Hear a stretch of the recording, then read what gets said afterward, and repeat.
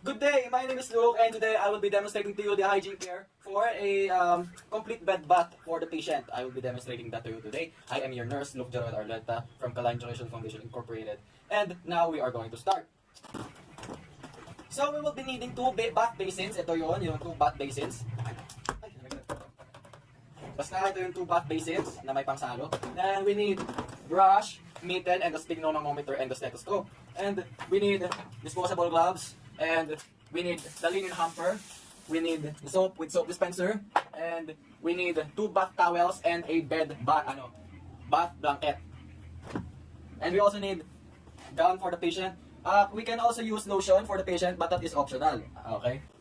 So first is identify the patient and explain the procedure to the patient to reduce anxiety and facilitate compliance and cooperation with the procedure. And assess the patient's level of independence, kung nakakagalaw ba siya, or assess the patient's mobility. Okay, kung makakapag-cooperate ba siya sa aking proseso today. And arrange the equipment in a convenient area para madali ko silang nare-reach. So yung mga equipments ko nandito lang sa tabi pero hindi nakita, nandito lang siya. Tapos, close down the curtains or close the doors and curtains.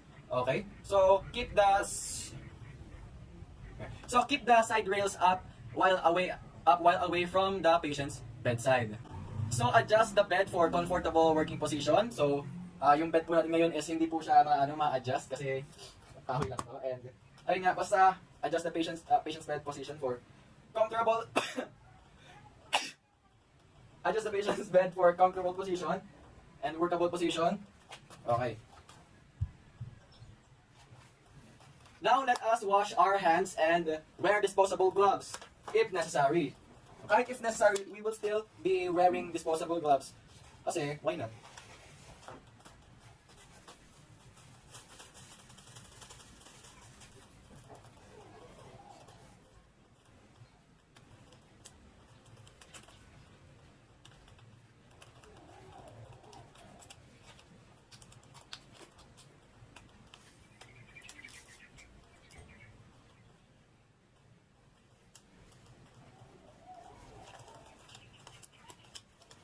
Okay, I have worn the gloves already and now I will assist the patient in a comfortable position.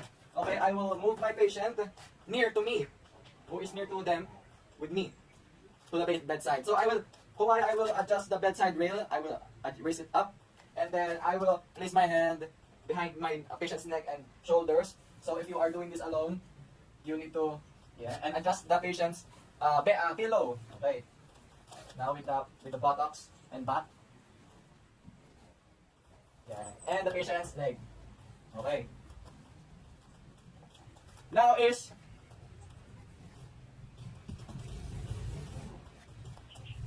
I will loosen up the top sheet. I will loosen up the top sheet at the foot of the bed, and I will place a bath blanket over the patient, maintaining patient privacy. And fan fold the top sheet while pulling it away from the patient. Okay, so I will put this on the linen hamper, or if it were to be used again, fan fold the top sheet and place it on a chair. Hang it on a chair. So malinis naman ang ating top sheet. We will use this for later. So if required, offer the patient a urinal or bedpan. So if female yung ating patient, bedpan. So if lalaki naman is urinal. So what we will be doing is, halimbawa, ito po yung urinal yung baso. Our patient for today is male, and I will offer the urinal. What we will do is lift the blanket and place it right there, and let the patient hold the urinal. Hold the urinal, and let him take his time. Okay, so tapos na yung patient mag-ihi. And then discard the urine. Okay.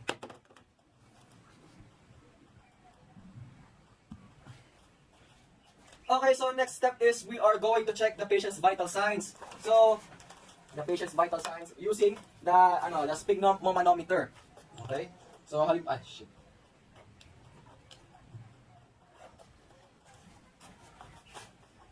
Okay, so, halimbawa, I will check the patient's vital signs like this. Okay, so, I have determined that you have a normal blood pressure, so okay na.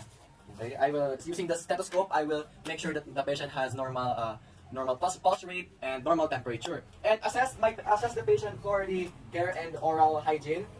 Check if any of those parts are not good, not clean, then refer to the procedure for hair, bed shampoo, and oral hygiene techniques.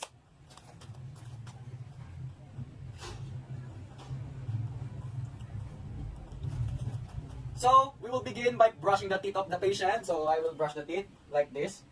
And if the patient is male, which my patient is right now, then I will do the shaving if he has overgrown beard or mustache. So shave. And then I will remove I will fill the basins with water. Okay. So I have two basins right here. The two basins. This one is for water with soap, and this one is for the clean water, which I will be using for rinsing and for wetting the patient. So the water should be 43 to 45 degrees Celsius or 105 to 109 degrees Fahrenheit. Okay, and also let the patient check the warm or the temperature of the water for his or her preference. Okay.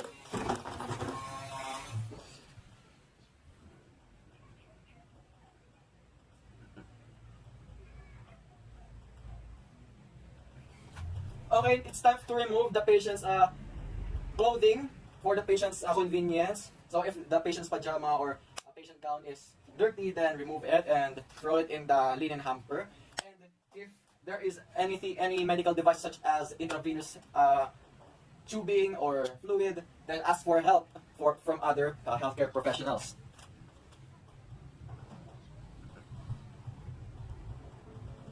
Okay. If allowed, remove the pillow of the patient and adjust the bed to 30 to 45 degrees and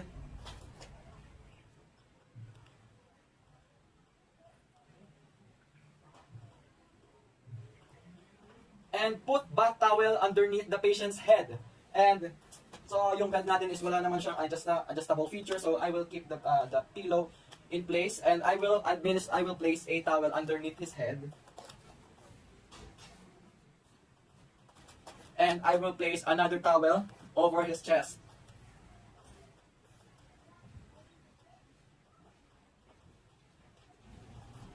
Okay.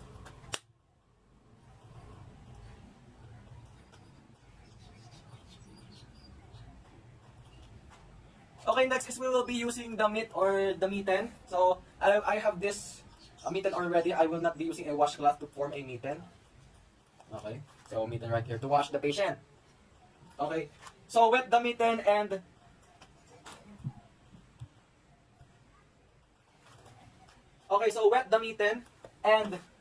wetting the mitten and then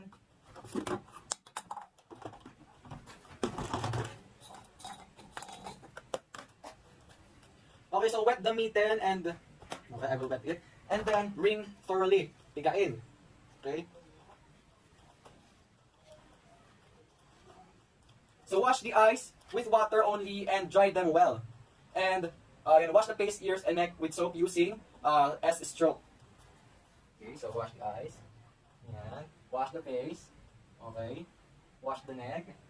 Okay. Okay. Okay, well, I have washed the face, ears, and neck, and with soap. Okay.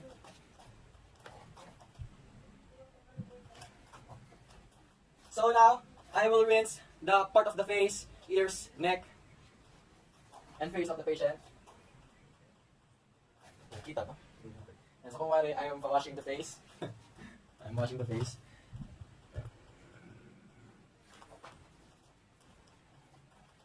And then next, I will dry my patient's face with a washcloth. So kung wari washcloth po ito, I will dry the face. Okay ka na ba, sir? No? Okay, I will dry it thoroughly. Okay?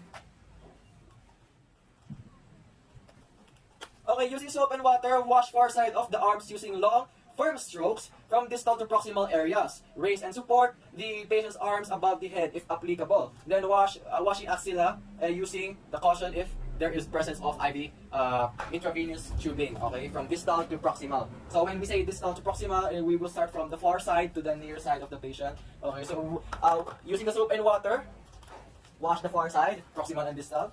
Okay, starting with the arms. Okay, I will wash the arms from here, the distal area, up to the proximal. And then same goes with the other side.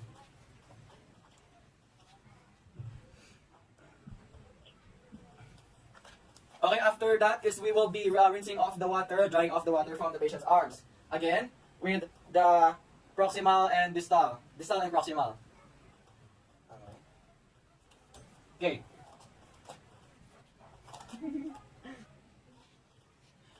Okay, so place towel directly on the bed. Place towel directly on the bed and put the basin on it. Immerse patient's hands in the water. Allow patient's hand to soak for 3 to 5 minutes. So I will place this clear water with soap and there is a towel here. Okay, so I will let the patient's hand soak there for 3 to 5 minutes. So halimbawa 3 to 5 minutes na, so I will rinse or dry the patient's hands again using the washcloth. Okay.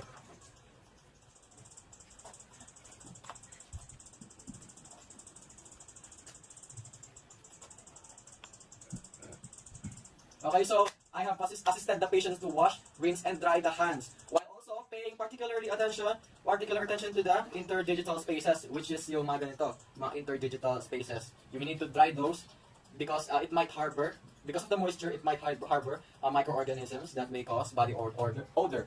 Now wash the chest cover of the patient. Wash the chest cover of the patient's chest with a bath towel and fold top sheet down to the umbilicus with one hand. Okay.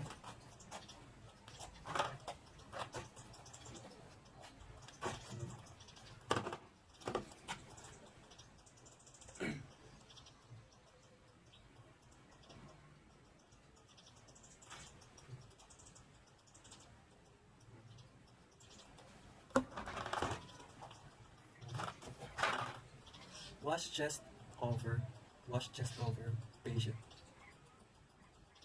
No, walang tuldok ang puta. Wash chest cover patient's chest with bath towel. Okay, and fold top. With one hand, lift the towel away from the chest.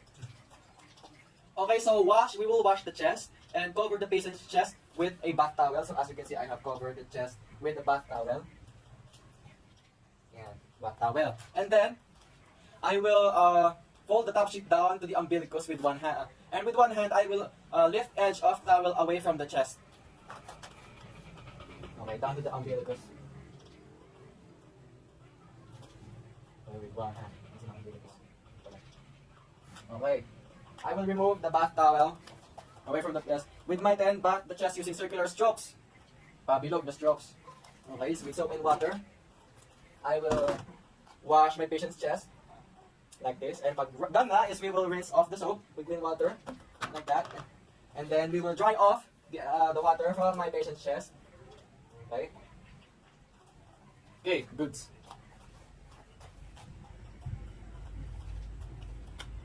Okay, so keep the towel close over the chest. Where's the towel? And fold the top sheet down to the pubic region. To the pubic region. Yeah. Okay, so now use the circular motion and rinse and dry well. Next is over the chest pa lang muna. We will wash the abdominal area. Okay. Using circular motion again. Okay. And pag okay na is we will dry it well. Okay. Now is pull the top sheet back to the neck. Okay, I will pull it back to the neck. Okay, and remove the bath towel.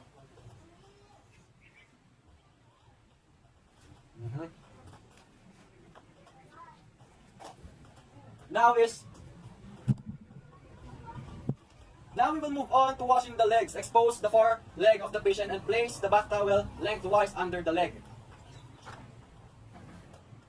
Okay, I will expose the leg. Using the bath towel, I will place it under my patient lengthwise. Lengthwise down.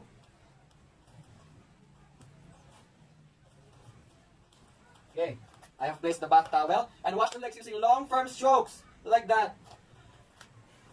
Rinse and dry well. Okay, so long, firm strokes, and then after that is we're going to dry it with long, firm strokes still, like that. Okay, so wash the other leg near you and repeat the steps and procedure. So if necessary, is you can lift the leg, okay, for your convenience. If your posture is challenged. Okay, so you can lift the leg right here. Ayan, pusang itim.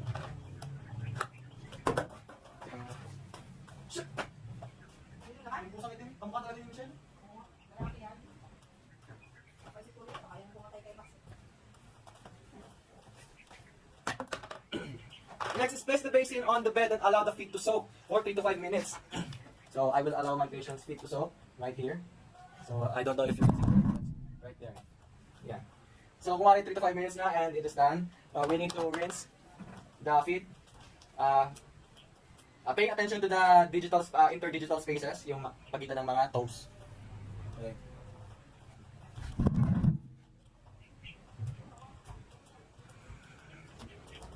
Okay, so check the water and check its temperature. Change the water and check the temperature. And yun pa rin, 41 to 43 degrees Celsius. So I will change the water and I will let my patient check the temperature. Now, wash the back. Wash back using circular strokes from the shoulder to the buttocks. Okay, so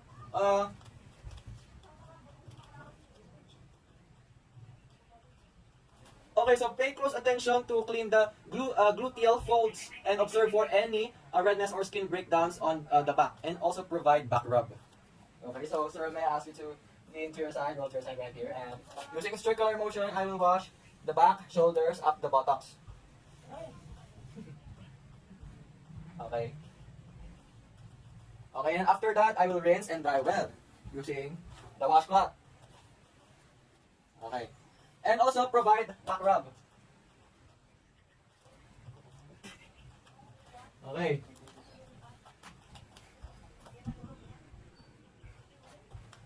Okay, change the water again with the preferred temperature, 41 to 43 degrees or 105 to 109 degrees Fahrenheit. Now assist the patient to turn into supine position and cover the chest and upper extremities with towel and lower extremities with top sheet. Now expose only the genital area. Now wash, rinse, and dry perineum. So we will be doing perineal care. Now if patient can wash, assist the patient, but give special attention to the skin folds. Report the perineal care procedure. So I will assist you in supine position now, sir. Okay, we will you do this, okay? We will, okay, and then we, okay, I will ask you to, yeah, okay. Okay. Okay, so the top sheet will only be covering the lower extremities, and the back sheet will be covering the chest and upper extremities. Upper extremities. Now I will be doing perineal care. Okay. Wash, rinse, and dry the perineal area. Okay, paying attention to the folds. Okay, so this is the folds. Right, this. And then rinse and dry well. Okay. So after that is change the bed linen. And while assist the patient to put on a clean clothing and comb and brush hair to make him or her feel refreshed and clean.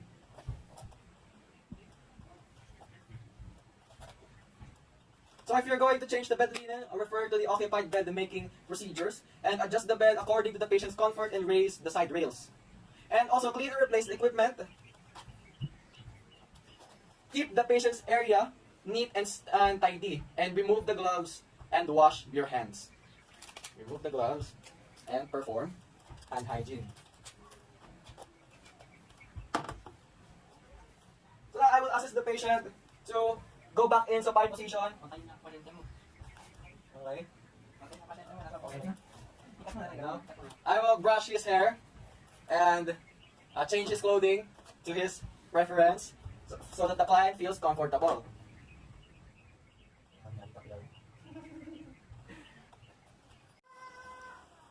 Okay, so that is it for our bed bath, complete bed bath, and I'm your nurse, student nurse Luctural Arleta, and I will see you again on the next one. Goodbye.